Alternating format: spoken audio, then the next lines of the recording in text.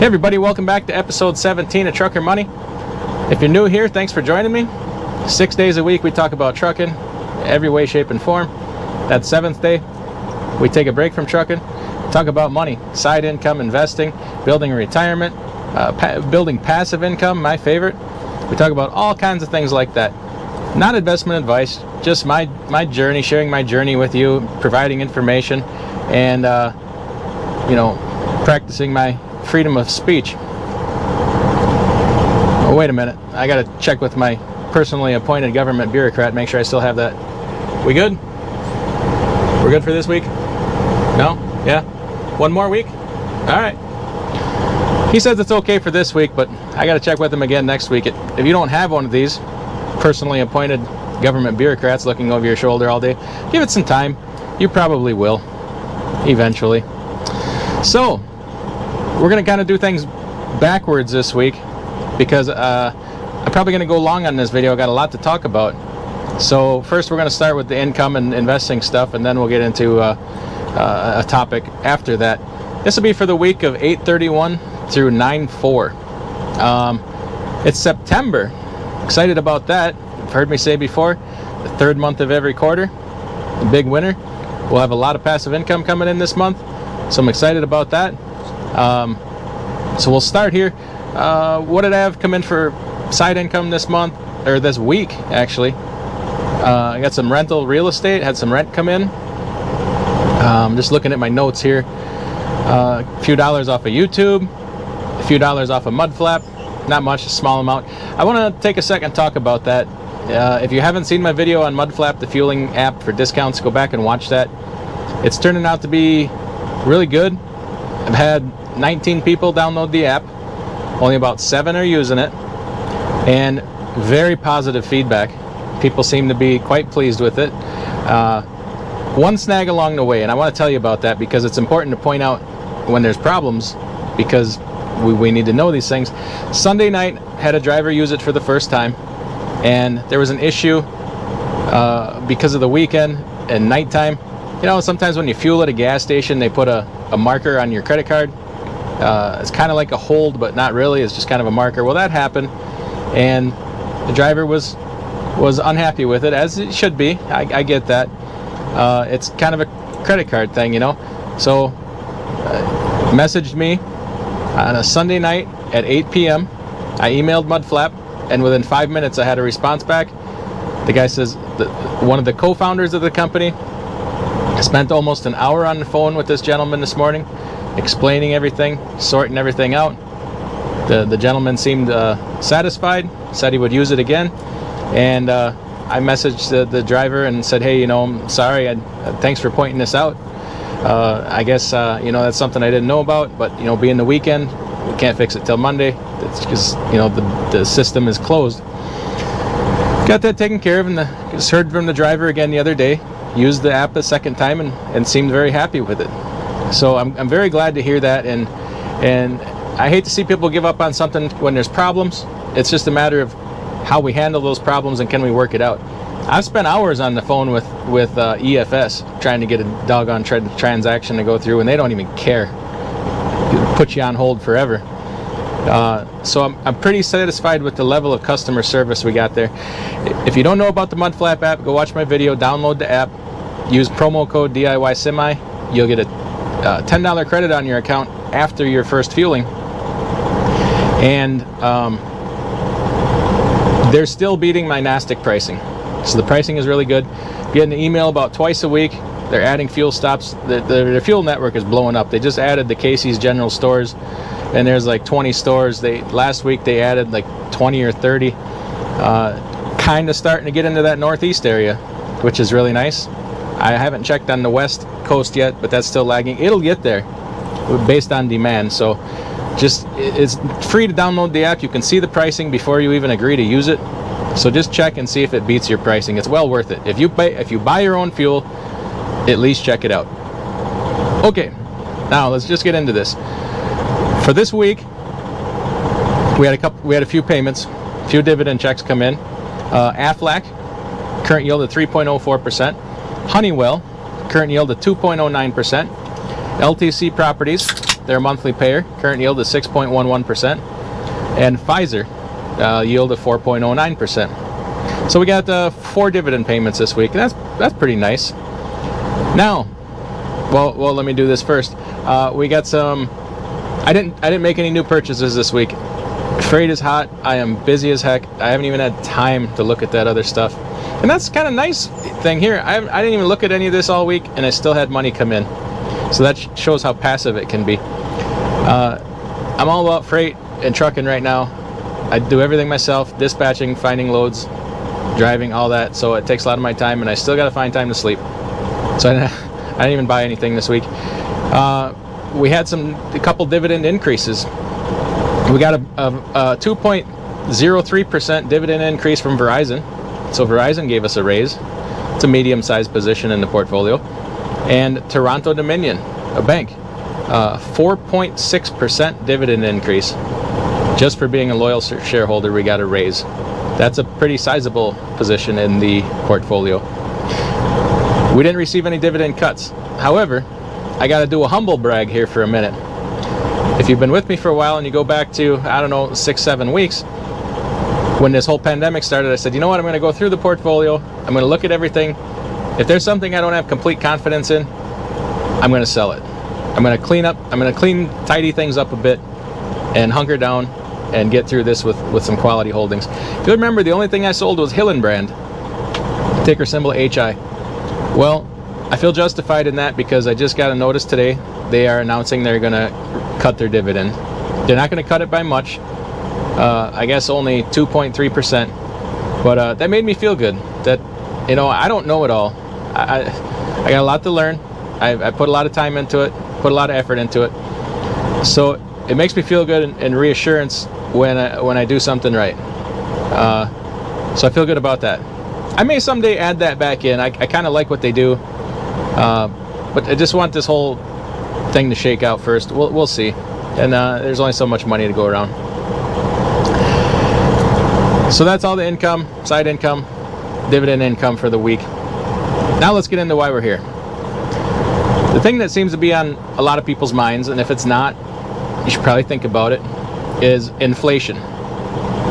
Now, we could literally sit here for days and talk about inflation. We got a lot to say about it. There's a lot of aspects to it, but you got to understand, I got to narrow this down to about 10 minutes. So we're going to miss some things. So if there's something you don't hear that you think is important, I'm not ignoring it. I got to cut some time here. So first, what is inflation? Well, inflation isn't necessarily what we think it all is. Inflation is an increase in the money supply. So printing money, which you don't really do anymore, all money is created digitally, adding to the money supply is technically inflation. Now you say, well, what about when prices of things go up? Well, that's price inflation, okay? It's inflation, but it's, you know, a subset of it. For the purposes of this video, when we say inflation, we're just going to talk about price inflation because that's generally accepted, what everybody believes inflation is. And we're not going to nitpick, okay? And inflation it sucks no matter what. Now, not only are we going to talk about what inflation is, we're going to talk about what we can do about it, some strategies let me say some things I'm going to do about it, some strategies I'm going to implement, and then some upsides and downsides of each different strategy, because nothing is perfect, okay? Now, along with inflation, the opposite of that, you could have deflation, and deflation can actually be even worse, because deflation, you're devaluing assets. People who get hurt really bad by deflation are very wealthy people, because it devalues assets and businesses, and when they start to make cuts, they cut jobs. We're all affected by that, even worse. I know a lot of people, it's popular to hate on rich people. We should hate on them because of dumb things that they do and horrible things that they do, not just because they're rich. The world needs rich people. They give us jobs. They buy the goods and services that we create and haul.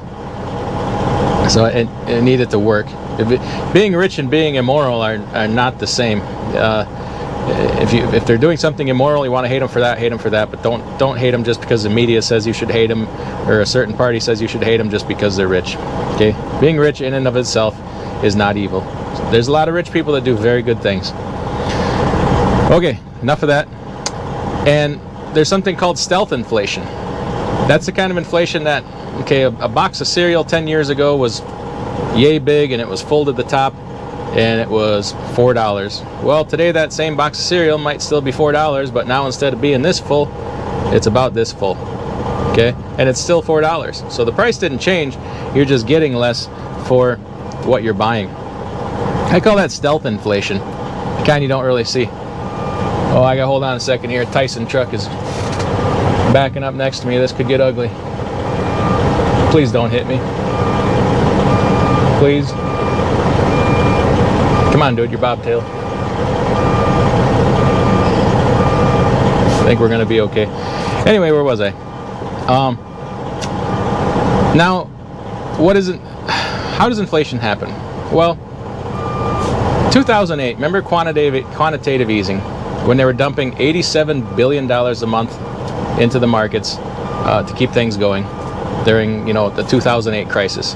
Okay, well, that's inflation. The reason you didn't see the necessarily big price inflation to go along with it is that inflation never made it into the markets. So they were pumping this money into the banks, and the banks were just keeping it. Instead of loaning it out, which is how you get money into the system, they were keeping it, tidying up their balance sheets, cleaning things up, stabilizing things, bailing out other banks and companies that just went belly up. This is what they were mandated to do by the government. So that money actually never made it to us. So you didn't see massive price inflation to go along with the inflation or the money that they injected into the market. Now, had that money made it to the consumer, you likely would have seen pretty good price inflation to go along with it. So, during this pandemic, here's something a lot of people don't know.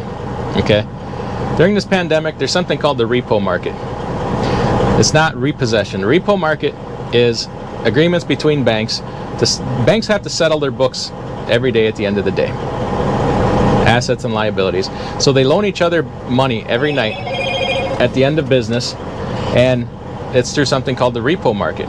Now, in the repo market, they have to actually provide collateral for these loans they make to each other. Well, the collateral on these loans was getting devalued so fast that they couldn't repay their loans from the day before, and it just snowballed. So a lot of people don't know, during the month of March and most of April, the federal government and Federal Reserve were injecting $1 trillion a day into the repo market. Now they're still injecting a serious ton of money into these repo markets, but they've kind of stopped giving us the numbers, which is a cause for concern. It's a lot of inflation being put into the system, and is it just going to come one day where all of a sudden it hits us in the face and we can't deal with it? It's kind of a cause for concern, something to be worried about. But they've done a good job of suppressing it. It's just the way it is. And this is not politics. This is not a political video. This is economics. This is the way money works. If you read into it all politics, I'm sorry. It's not intended that way. So what can we do to deal with inflation in our lives? Well, one popular concept here is precious metals. Okay, that would be gold, silver, platinum, palladium, and in a lot of people's lives, brass and lead. Okay, if you know what I'm saying. It's a great strategy. I own most of those things, and if you don't know how that it deals with inflation, precious metals are generally inflationary. Gold and silver primarily. So this analogy is probably overused to death, but probably a lot of you have never heard it. The way gold tracks inflation or is inflationary is, say you were alive back in 1880 and you had a $20 gold piece, which was money back then. That $20 gold piece would buy you the finest suit that money could buy. Now you take today, that $20 gold piece will still buy you a damn fine suit, but $20 will not even buy you the tie that goes with that suit. So gold tracks inflation over time. Money gets devalued over time, or cash, I should say. Okay, that's how precious metals, in a nutshell, track inflation. Some of the downsides to precious metals is, one, we live in a messed up world right now, and to say these things can't happen would be short-sighted. So, and it has happened before.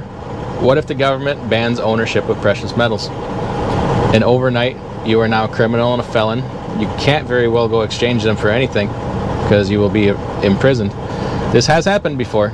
It was illegal for a long period of time in this country to own gold. And I'm not talking 1800s. This was, oh geez, off the top of my head, like the 30s until the maybe 1970.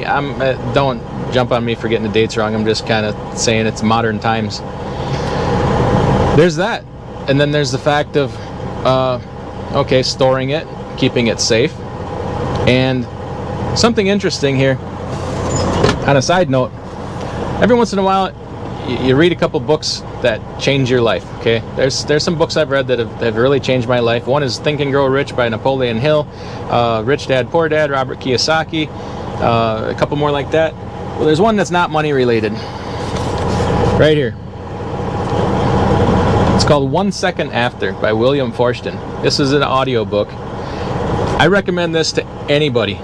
If you listen to that audiobook and are not just totally thinking differently about things, I don't know what to tell you.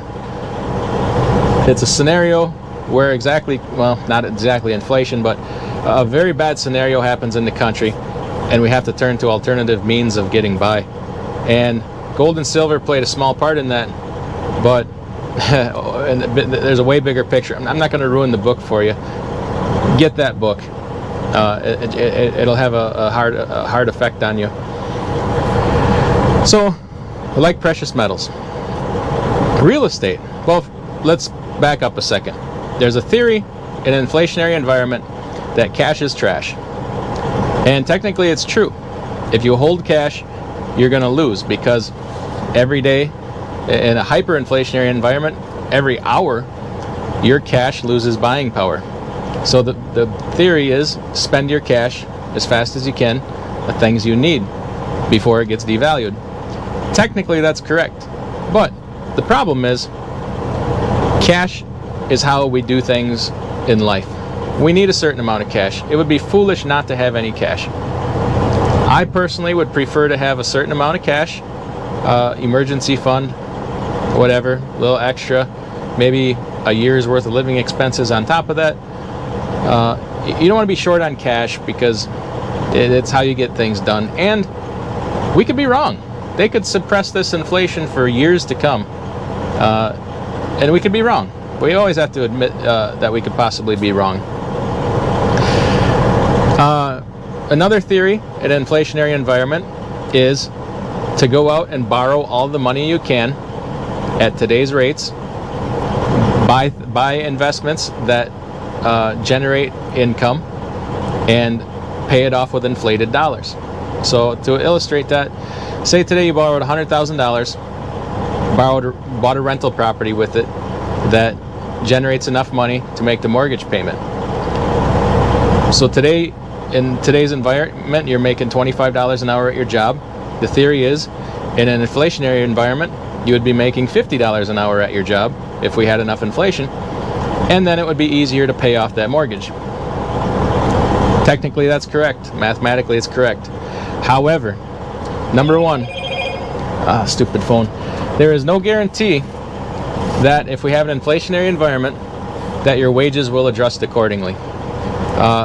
Over the last 50 years, wages have not kept up with the inflation, just in general everyday life. And two, there is a possibility, and this has been done, that mortgage will be revalued according to the inflationary environment. So if you borrowed $100,000, they could adjust that to the inflated, say, $200,000. And we live in a crazy world now where for several months it was illegal to collect rent. So remember that. And there's no guarantee of what these crazy people will do with property taxes, because they're going to get their money. When they cry poverty, they will do what they have to do to get their money. So I would personally not put everything into real estate, because there's possible downsides with that too.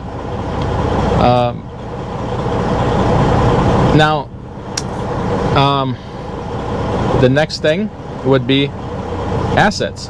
I kind of like this one, because especially if they're paid for assets, and I've kind of related this one to dividend stocks. Now, would I rather hold cash that's getting devalued every day through inflation, or would I rather have partial ownership in a company like, I like to use Procter & Gamble, but I keep beating that one to death. Let's just say Colgate-Palmolive, okay, similar company, different company. You need their products in everyday life to survive. So with a company like Colgate-Palmolive or Procter & Gamble, whatever, I'll just use them. They make products that you need in your everyday life, or Johnson & Johnson. Now, these big, entrenched, old-time companies have pricing power. And they have power that in an inflationary environment, they are going to be able to adjust their prices to keep up. And these are the type of companies that reward their shareholders with dividends. And you will get likely capital appreciation on that money because of their pricing power. I want to contrast that to a company like Facebook. In an inflationary environment, in a crisis situation in the world, well, Facebook, Netflix, whatever, you could put a lot of companies in that category. They are not necessary. They do not reward their shareholders. They have no pricing power to keep up with inflation. So I kind of had that thought, that I would want to hold quality assets that have pricing power in an inflationary environment. It doesn't just have to be dividend stocks. If you come up with something on your own, think deeply about that and all the different scenarios around it. The downside in that is we don't know how a crisis like that would go. You know, look at now, this time when they closed all these different companies down. But for the most part, these ones that were absolutely necessary, they were able to stay open, and most of them have done very well. Next thing would be I-bonds, I-series savings bonds from the government. I think this is just for me, would be a bad idea. It's a savings bond where the return is adjusted to track inflation. Only problem is, government lies about inflation. They use something called the Consumer Price Index, and the Consumer Price Index measures inflation, but they take out the most volatile things like food and energy. Well, it just so happens that food and energy are two of the biggest expenses in people's everyday lives. So it's not an accurate representation, and it's lied and manipulated about. It's not trustworthy. And then they use something also called the PPI, the Producer Price Index. They use all these numbers that they're in charge of calculating so they can manipulate it to, you know, if there's no inflation, they don't have to give cost of living adjustments on Social Security, things like that. So it's to their benefit to make the numbers look really good, and they do. And it's been since the beginning of time, and to blame any particular party or person or president would be ridiculous, because they all do it. Next, I would talk about durable goods. Durable goods. What I mean by durable goods would be spend your money. I would spend my money on things that would improve my quality of life, yet save me money over the course of time. But they're things that last. For instance here, I don't think it would be smart to go out and buy another car and just set it aside to use it later. So if the car today costs $20,000, but in 5 years you think it's going to be $50,000, that's a big purchase. Most people couldn't stomach that kind of purchase. But what about something like a chainsaw? If you don't have a chainsaw and you think, you know, if things get bad and I can't afford to heat my home, what if I had a chainsaw and I could go out and cut my own firewood? And going forward, I could save money on firewood, or something like that, or a welder. What if you learned to weld today, so that in the future, you could do a lot of things for yourself and not have to go buy things. A lot of little things like tools. What about tools? And then getting the knowledge on how to use them. That could save you a lot of money going forward over the course of time. And along with that, I would say storable food. There's storable food you can get that will last 30 years. Some of it doesn't taste the greatest, but diversify. Try samples here and there. You may think this is all crazy. Listen to this audiobook. I guarantee you'll be getting after it the next day that you're done with that audiobook. You'll be looking to do stuff like this. And think about what we just went through. All the different things you could not get at the store. A lot of things you still can't get at the store. So, and this was I don't want to downplay the crisis, but what if it was a really super bad crisis? Something more serious like the plague or Ebola or something that would just ravage things. And I'm not downplaying the severity of what has happened. That's not even a topic for this video, but I think you understand what I'm saying. So inflation's on a lot of people's minds. Having discussed all these things, there's obviously way more. And okay, so I kind of went through some of the upsides and downsides of these different approaches. With the durable goods, I guess some downsides would be, okay, what if this never happens? I never use these things. Well, that's why I say things that make your life better, that you'll probably use anyways. So having gone through these things, okay, well, what approach would I take? Having known that there's upsides and downsides to each one of these, well, if you've been following this series for a while, you've probably seen a good bit of each one of these things scattered throughout these videos. So a little bit of everything. That's why I always say all in on one particular strategy, probably not a good idea. So that's just kind of what my opinion on it. Will we see high inflation? Eventually, it has to come home to roost. The only way they can suck that inflation back out of the markets is to raise interest rates. They couldn't raise interest rates if they wanted to. It'll kill this economy. The economy's already bad enough. Things are bad enough. If you tried to raise interest rates to draw some of that inflation back out, it would devastate things. So eventually, all that inflation that's been injected would have to come home to roost somewhere, somehow. And just something that crossed my mind with all this is, with inflation, is I just want this little lesson here. When you make money available for something, it automatically makes the price go up. And we don't have to look any further than college tuition. Everybody knows what's going on with college tuition. And this is the sole reason, I don't care what anybody thinks, this is the sole reason that prices have gotten so high. Because government has made huge amounts of money available for college tuition and easy access to it. Student loans, all these things. When I was about to go college going age, you could go to the state university for about $9,000 a year. But even years before that, there wasn't easy student loans and government-backed student loans and all these different programs. They didn't exist. The politicians got involved, created all these, and tuition skyrocketed because, hey, then now we can charge whatever we want because the money's there. We're emphasizing so hard that you got to get a college education.